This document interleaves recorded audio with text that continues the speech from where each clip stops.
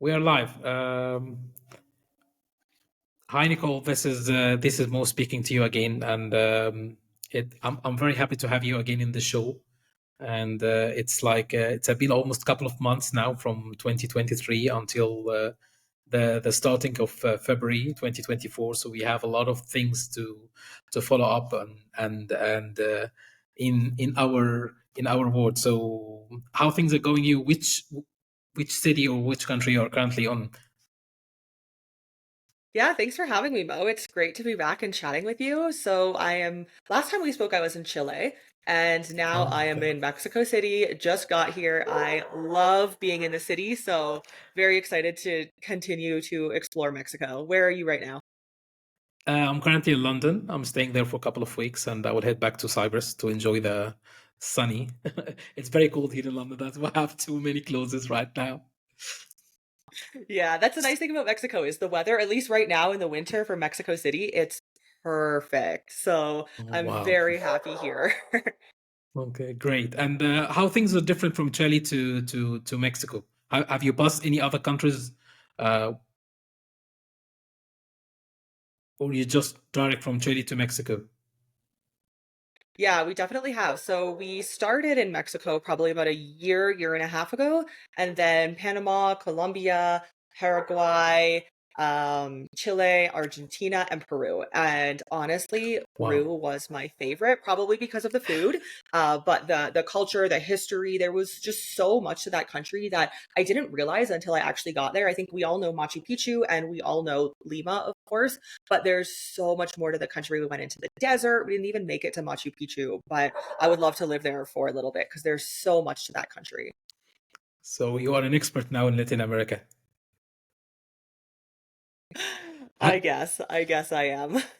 have you started practicing your Spanish, or you already fluent to?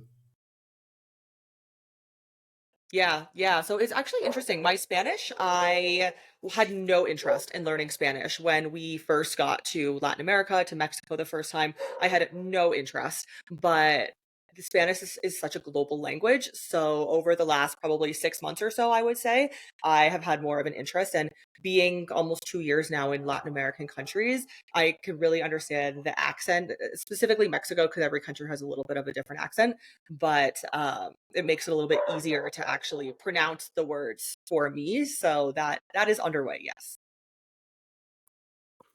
I've been in my bucket list. I always thinking and learning in Spanish. When I have my introduction, I forgot to do it today. It's like I say "Hola, marhaba, good morning, bonjour, and ni hao," which is the five most common language that's spoken all over the world. And "Hola," I mean, sometimes some people mistake me for Spanish because I start with "Hola." I didn't started with marhaba or good morning or bonjour and ni hao. It's it's a common thing, but I think it's like sometimes I spend many hours watching Netflix shows in Spanish because it's very the Spanish is a mix between different languages because I'm also an Arabic speaker, so it's have many words from different vocabulary, especially the Arabic. So it's one of the things that needed to be done, and always por favor. Oh, that's cool. I love that. That's so Yeah. interesting. I have actually found for me, a lot of Spanish speakers will say like, "Oh, I learned English watching Friends." I think that's probably the most common TV show, but I found I like to watch in English with Spanish subtitles because it really helps me Oh, understand the sentence formation when I can visually see it. Hearing it doesn't work so well for me, so the subtitles work a lot better for me. yeah, that's another strategy. So, what kind of questions? You tell me you have a lot of questions today and very complex issues we need to discuss. So let's start. Yeah. Yeah, okay. So I was thinking we would go off of this kind of be a part two from our last conversation, which was really insightful talking about, flag theory and different options that you can have as a global citizen starting your global citizen journey. But today I wanted to talk specifically about banking. I know in the last few years and continuing increasingly, banking has become more difficult. So I'm curious what your take looks like if somebody is living a global citizen lifestyle, not living in their home country, wanting to diversify and not have their funds with one country, one government, one bank, especially. So I'm curious what that looks like from your perspective and what you have seen in your travels and your work. That's very interesting topic, and it's getting a lot of issues during the last couple of months. Exactly. I mean, before we just have a show, we're starting the show. I was reading an article about a client. He's originally from Pakistan. He live in Turkey, and he have a US based LLC company, and they use the bank account of or Mercury. Mercury is a very famous fintech service provider for US based companies, but they are having a license from another licensed bank in the US, and he received a mail almost a week ago that the bank will not. He say exactly, if your debit card is associated with a bank account with our partner bank, we are also unable to use your debit card with merchant located in the following countries. It have restricted countries like Afghanistan, Belarus, Burundi, Cameroon, Central African, uh, Democratic Republic of Congo, but it also have Albania, Croatia, Cyprus, uh, Lebanon, Montenegro, what else? Russia, Serbia, Slovenia, Turkey, Ukraine. Wow. Oh It's my I gosh. mean, I was just reading this before we start the show, and the guys are based in Turkey, yeah? And he say, I mean, it's have the restricted uh, countries like Syria, South Sudan, Somalia, but it also have Slovenia. It have And Cyprus. Croatia and I mean, Serbia. yes, Wow. it's yeah. I was trying to accept or try to do just that kind of information. If you add, Mercury is a very famous bank. If you add this to what happened with Wise have restricted all the debit or canceled all the debit cards. I mean, I'm sure that you know about this issue. And there's many other banks, especially fintech banks, unrestricted using debit cards, and now they're restricting certain merchants or using a location in restricted, you can say, sanctioned countries. And before the things happened between Russia and Ukraine, the only sanctioned country was there for almost 60 or 50 years, which is Cuba, North Korea, and sometimes Syria, Iraq, and other countries. But now you have more countries that even not just Russia, it's associated with Russia, or having Russian-speaking clients like Serbia, I think Slovenia and Croatia, because they have a lot of Russian influence. So even the EU countries. So it's nowadays it's you don't have, if you are actually a global citizen or global expat, you'll not be able to survive in global scale without even multiply bank accounts in different locations with different rules and regulation. For example, you have to have in the US and also have one in the EU, and even one with outside this both, you can say, West countries. So this has happened without notice, and it's not just about, you have to be ready. It's about being able to survive, because your card could be blocked while you're traveling. If you're traveling, if you base or a plan to stay more than a couple of months, for example, in Turkey, and you use a card that has been blocked in Turkey, what you will do? I mean, you will call your family to send you money in Western Union. It's actually a thing, but if you don't have something ready in your back pocket to be used when you have restrictions or working, it's a kind of having like multiply eSIMs or SIM cards in different countries, so you'll be able to get over this.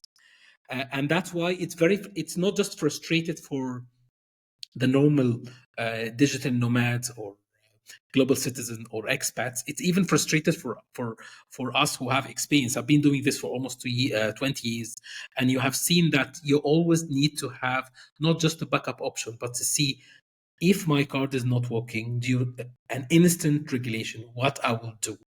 It's not just about traveling, but even using or accessing, you can say, services in other countries. You can get a VPN and you can access the service, but actually your card will not be able to use beyond the country because it's restricted in this country.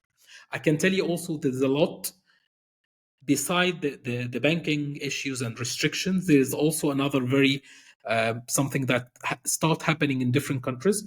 For example, in the Middle East, especially after Lebanon, there is a currency crisis in a couple of countries, and you'll not be able to use the debit card or even credit cards from such countries in overseas.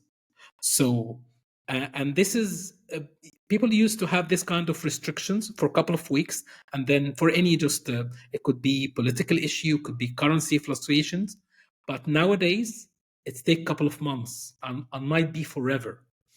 I'm not sure you have been experienced about traveling for a country like Lebanon. There is no credit card, no debit card. You have to use cash and you have to use US dollars because there's many factors. This could happen in other countries. If you are not ready with your setup or even have a couple of backup options, your business could suffer, yourself could be suffer, and you will, it's set up it when you even before you need it, just in case something happened. That's very important point. Wow, that's crazy that they're sanctioning like some EU countries. So I guess on this topic, what would be your starting point if somebody is really looking to diversify, they're living a global citizen lifestyle, wherever they have, residence, they can get a bank account there. But to continue diversifying, are there additional options for somebody? Yeah, there's always a start. If you have never done anything outside your home country and you have the option to get a US LLC with a bank account, that's the first step. If you already have a US LLC, my second advice is to get UK LLP, not a limited company. LLP. If you are not resident in the EU or the UK, for example. Let's take an example. We have Mike. He's resident. He's actually from Asia, and he would like to have a backup option or have a global banking solution.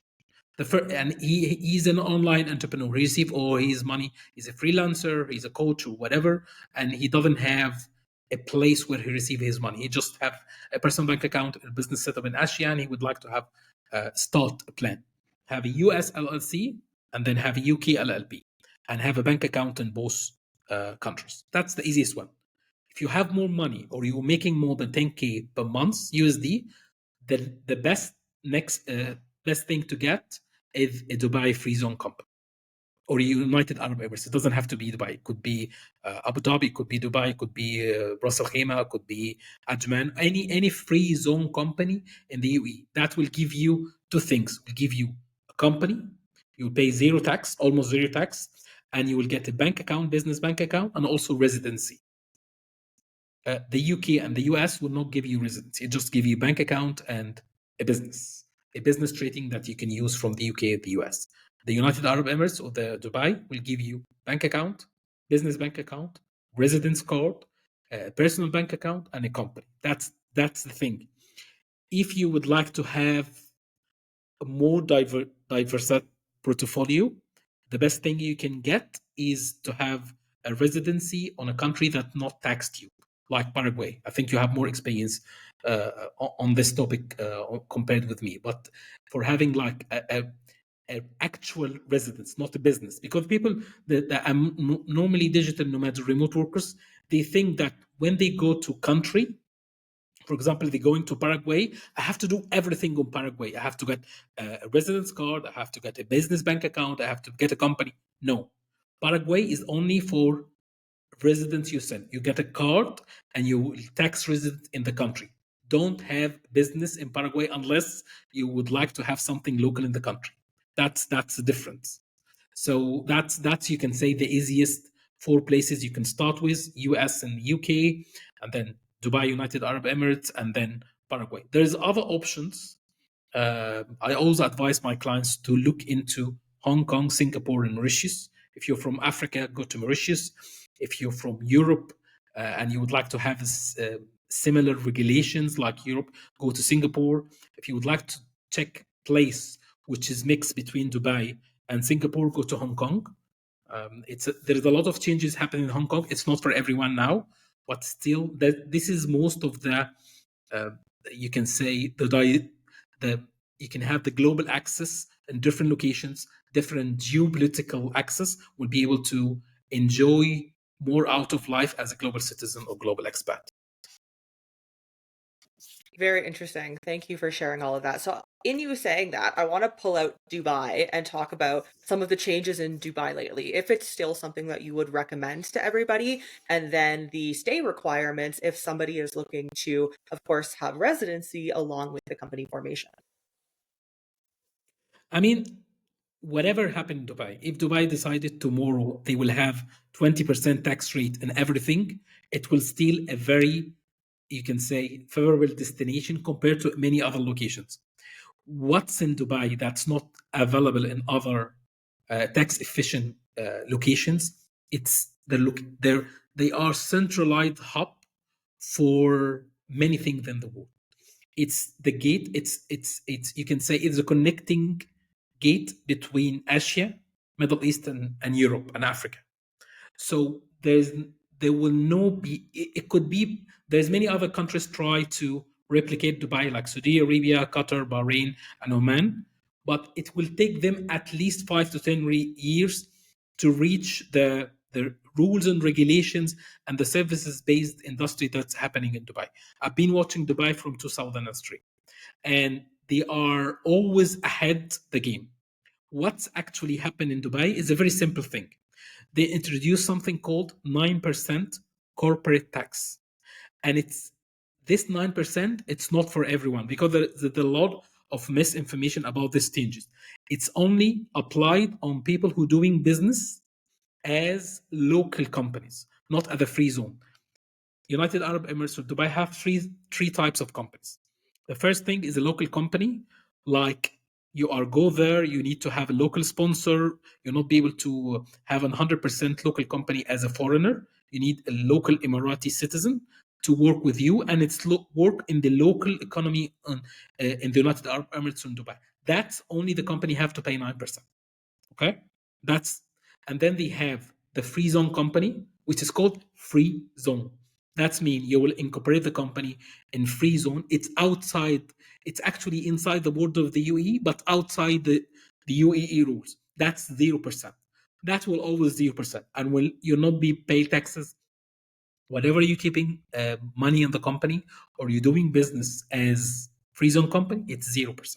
And there is many famous, you can say, unicorns or multi-billion-dollar companies that trading uh, as as free zone companies. So that's something will never change in the. I mean, there is no plans to add taxes on. And they have another third type of companies called offshore companies. That's it's say offshore, so it's 0%.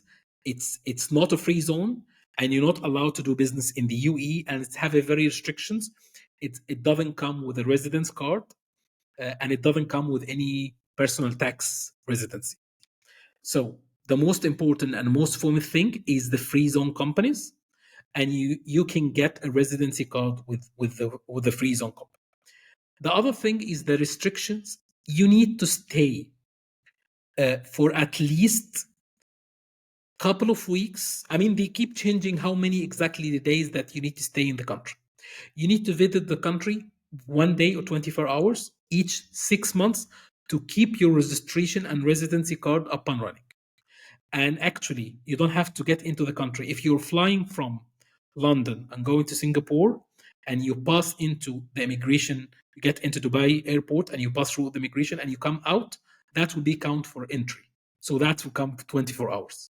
That's one of the things. That's the first thing. You can just keep your company license or ID, residence card ID. If you would like to get a tax residency certificate from the country, it was at least 6 months, and then reduce it for less than 3 months. They can keep changing again. It's depending on how many people are applying. They are very famous for flexibility, but they can change things instantly. If you're planning to say, okay, I need to stay 6 months to get residency, that was a couple of years ago. Now they change it to make it a couple of weeks. So now I think they are more flexible. They understand that many, especially West citizens, like in the UK or Germany or their home country tax authorities, insist that they will need to have tax residency certificate, not just a company or bank account, to offload them from their home tax. And also Canada. Canada is required a lot of documents to say that you actually leaving Canada. And that's the more people are leaving your home country, the more tax authorities will be more aggressive. So you have to be ready when doing this. Yeah, okay. Thank you for sharing all of that. So interesting, isn't it? The migration of people. I was just talking to an accountant in Canada where I was originally from the other day, and he was just saying, he's been in the game for so long and he's never seen numbers of emigration so high. And I'm just like, I completely understand. Okay, so now I want to talk about something that I find very interesting. So when somebody comes to me and they're wanting an additional passport citizenship, they're really wanting a backup option. But and unfortunately, this I find is the case sometimes, not all times, but sometimes where they don't want to either make a higher price point investment and then they can't spend time on the ground because they're located somewhere for their job, for whatever reason, they can't actually go and naturalize into a place. And there are a few other options for how you could potentially get a citizenship, but talk to me about your experience and what that has looked like for you of somebody coming to you and saying, like, I want additional options. I want an additional passport, but I don't want to spend the money and I don't want to spend the time. So, what are their options? I mean, the most you can say straightforward or the most affordable option for anyone who would like to get a second passport or second citizenship is to look for the family roots. If you are American and you have Irish uh, roots or German roots or British roots or whatever roots or Italian, Greece, Portugal, Spain, look for your family tree. Go and ask your mom and dad if still alive or uh, uh, grandfather, grandmother, and ask them where we come from. I mean, most of the American citizens are actually from someone else. So, and also Canadians. There is a lot of Canadian citizens who are eligible for British nationality, and they never know about it. So that's the option. That's the first thing that you can do. Go and check your family roots and see from your father and your mother side, and check is I am eligible for any kind of citizenship in any other country. And actually, it's not an easy homework. It will need first thing you need to accept that you are not who you think all your life. That's the first thing. Got many things. I'm a German. I have Turkish roots. I have Middle East roots. I have African roots. Everyone have different roots. So try to accept it that you might be from somewhere else, another country, and you are eligible to get the passport of this country. Even even if you don't like this country, you never visit the country, or you never think about being a citizen of the country. If you have a passport from another country, that could be your not just gateway to freedom, that could be an option to a lot of opportunities, even if you don't like this country or never think about it. That's the first and easy thing. The second thing, if you are planning to uh, have a partner and you are expecting a baby, try to think, I can give a gift to my baby, and this gift will be birth citizenship. There's many countries, especially in Latin America. I don't advise going to Canada or US. That would be a lot of complications, and they are very restricted now. And you have to pay a lot of money. But Latin America, and you have a lot of experience in this, is a safe haven for anyone who would like to get an instant citizenship to his new child, born child. And they will get, in some cases, they can get up to permanent resident, or they can get a fast track citizenship route. They actually need to spend a couple of time in the country, and they go to the documentation and paper, but this will be affordable It have a track record. No one will discriminate against you. No one will ask you for going into language test, or you can say knowledge test, or anything that complicated, or you have to prove your a lot of money and roots, because you already have a baby that born in the country and they are a citizen, so you have a ties. Even if you just, I have a couple of friends.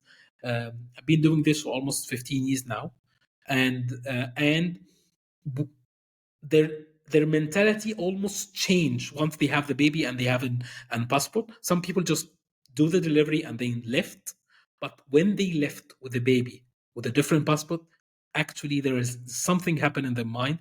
This mentality actually change instantly and say, "Wow, this is actually happened. I have the passport here and I have the baby, so I have a gift instantly for the baby, and we have a kind of residence for ourselves, and we get into another culture. Wow, that's amazing. Why we didn't think about this before?" And I have a couple of clients who are planning this uh, actually, and they spend the time at the kind, not just the delivery, they can spend a long time holiday if they are working remotely, or be able to do this, or you can take it just days off for a couple of weeks or a couple of months, so they understand about the country, they get the residency and they get the passport for the child, and then they see what they can do next. That's the most second affordable way.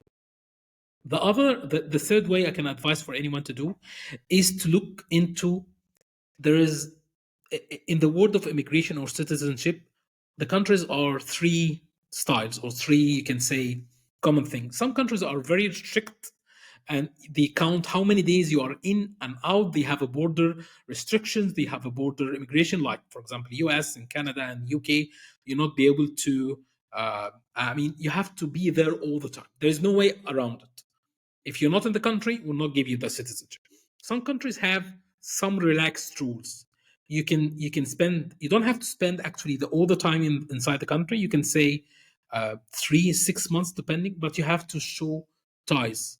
If you buy property, if even if it's cheap property, and you I call it like, it's not a paper residency. It's called like, I call it like a hub, or you can say base, like creating a base. And for example, let's take a country like Mexico, for example. I'm creating a base for myself in Mexico. So I'm buying or renting a long-term property, even if I'm not using it. I'm trying to get a residency. I'm opening bank account. I'm creating economic ties with the country, even if I'm not living there. And then I can use this kind of documents to apply for the permanent residency and the citizenship. On the other side of countries, they just need to, they have something called fast track applications. And you need to prove to them that you are a good citizen, you don't have any criminal records from other countries, and you're planning to stay in the country after you have been naturalized or getting the passport or the citizenship. You can do this with knowing there is a lot of good lawyers know how to talk to local governments with the proof of documents needed to convince them that this guy or this lady who's applying for fast track citizenship, they have something to give back to the country. It doesn't have to be money all the way. It could be you have a lot of experience, you're bringing different culture to the country, you are trying to create a family, you are trying to invest, startup. It doesn't have to be bulk of money that you invest in the country and then speed. But these things take time, and you need to understand that it will not be like this. It will be slowly, gradually, and the best thing, the first thing you need to do is go there, spend a couple of weeks. If you see that I would like to be citizen of this country, see all the options. Whatever you have read about the information from outside the country is totally different from in, because you will get into locals, you will sit with accountants, we will sit with people who might done it before. Check the expats who have been living in the country for at least 5, 10, 15 years. They will tell you a lot of ideas that will, the you can say, the internet community will never talk about it. It's not commercialized, it's not straightforward things, but actually it can get you a fast track passport without going into the investment side. Yeah, I love that. It's so interesting. There are, I'm not going to say unlimited options, but there are definitely options that you have when wanting to obtain an additional passport, but you do need some sort of ties. Like you mentioned, you need the real estate, or you need the family ties, or you need the birth, or the investment, or the time on the ground, which I find is difficult for a lot of people, especially today. Um, but there are options, but it's not unlimited options. It has to kind of fit into one of those categories. Yes, yeah, definitely, yeah, Yeah. totally Okay, agree. interesting. So I guess to wrap up, is there anything within this discussion that you feel like we haven't completely touched on that would be interesting to bring to light here? Yeah, I have a couple of ideas. Normally, I mean, you can share it to your audience or generally. I would like to invite. I mean, we can have like it's not doesn't have to be weekly show, but we can be one a month show where we invite audience, your audience or my audience, and they ask us direct questions, whatever it's live or pre-recorded, and they share their experience, whatever they are, just have been digital nomads for a couple of years or thinking about starting the journey, exploring being a global citizen, global expat. Uh, I mean, they have the idea and they would like to do it, whatever they are, an office-based employment, and they would like to go remotely and see what other options beyond their home country, or they've been doing it for a couple of years, that they can ask questions, they can share experience, and we can tell others that it's not, it's actually for everyone. It's not uh, uh, it's not rainbows all the day, but actually you can change your life once you change your mentality. And when you show that there's others have done this, and the others who are not expert, you and me are experts, we're doing this as our bread and butter, but in the same time there's many individuals, and I met them in the airports, in different locations, who he actually they are not tourists, they are trying to get into other cultures, they see their roots, they see different investment opportunities, they see different uh, uh, they see life from different perspectives. So we would like to invite normal audience, and then we can see what will happen in this, just sharing ideas and even just experience here.